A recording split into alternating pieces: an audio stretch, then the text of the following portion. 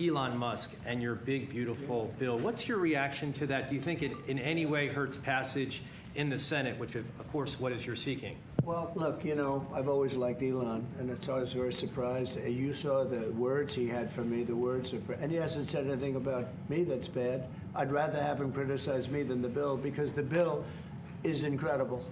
It's the biggest cut in the history of our country. We've never cut. It's about 1.6 trillion in cuts. It's the biggest tax cut. You would say, people's taxes will go way down, but it's the biggest tax cut in history. It's we are doing things in that bill that are unbelievable. And when you look at what we're doing for small businesses, for people, for middle-income people, all of the things that we're doing, nobody's ever seen anything like it. And, you know, Elon's upset because we took the EV mandate, and, you know, which was a lot of money for electric vehicles. And, you know, they're having a hard time, the electric vehicles. And they want us to pay billions of dollars in subsidy.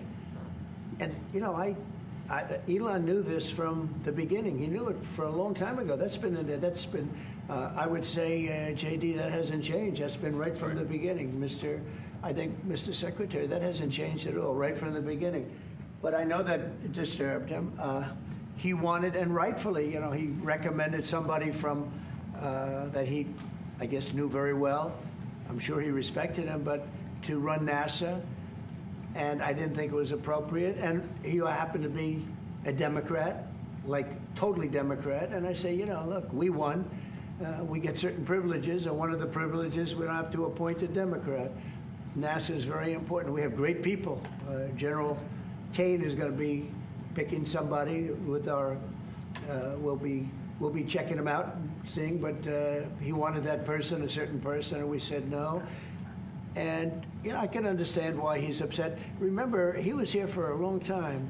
You saw a man who was very happy when he stood behind the Oval desk.